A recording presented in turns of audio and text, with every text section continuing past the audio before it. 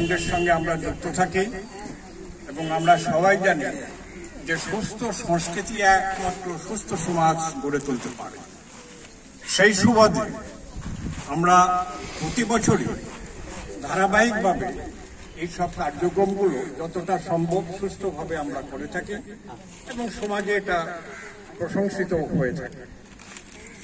আমরা আজকের যে বিদ্রোহী কবিকে তার প্রতিকৃতিতে পুষ্পার্ঘ নিবেদন করে আমাদের আজকের এই অনুষ্ঠানে শুভ সূচনা করব। প্রথমেই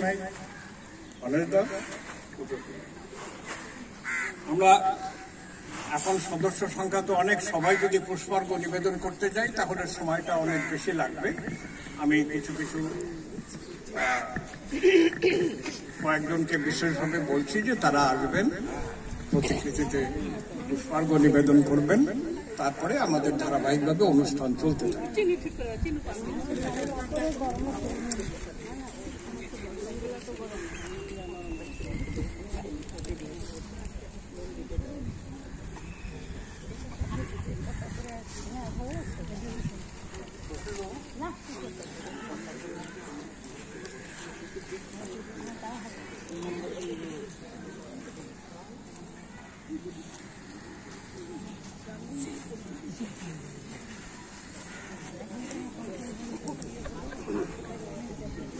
বিদ্রোহী কবির প্রতিকৃতিতে পুষ্পার্ঘ নিবেদন করা হচ্ছে।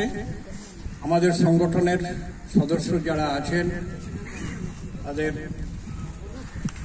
আমি বলছি আপনারা পুষ্পার্ঘ নিবেদন করুন। আমি যারা যারা খুব বেশি আগ্রহী বা ইচ্ছুক, সবার নাম বলতে গেলে অনেক সময় লেগে যাবে। আমি নারান্দা উঠে পড়ুন, সুশান্ত, তপন উঠে পড়ো, তোমরা পুষ্পার্ঘ ফটাফট পুষ্পার্ঘ নিবেদন করো।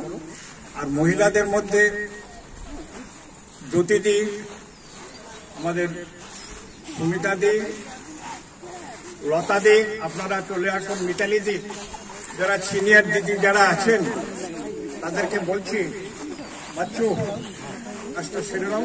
গোবিন্দ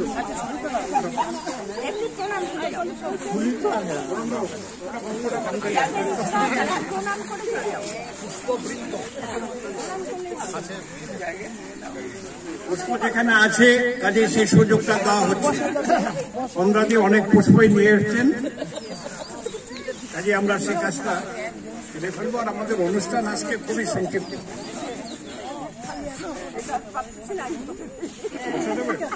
অবশ্যই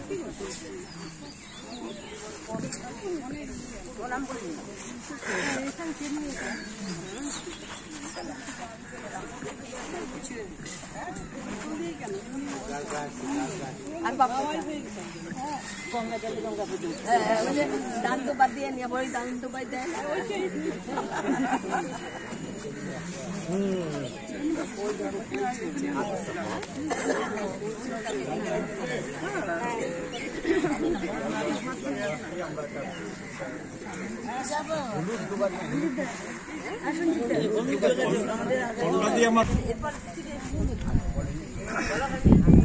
শ্রদ্ধেয় শিক্ষক অশ্বিনী কুমার দাসকে একটু দ্রুততার সঙ্গে আসতে অনুরোধ করা হচ্ছে।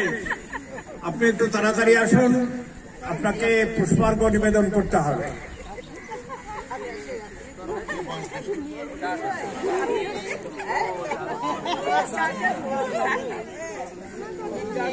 এইমাত্র আমাদের মধ্যে এসে উপস্থিত হলেন প্রবীণ শিক্ষক, বলতে গেলে আমাদের এই লাফিং ক্লাবের সব থেকে সিনিয়র মোস্ট সদস্য বয়সের দিক থেকে। আগে আমি তাকে অনুরোধ করছি নজরুলের প্রতিকৃতিতে পুষ্পার্ঘ নিবেদন করবার জন্য।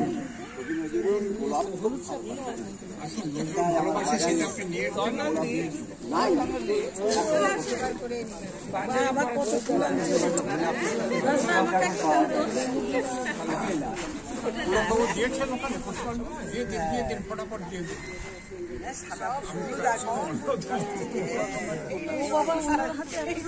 দিয়েছ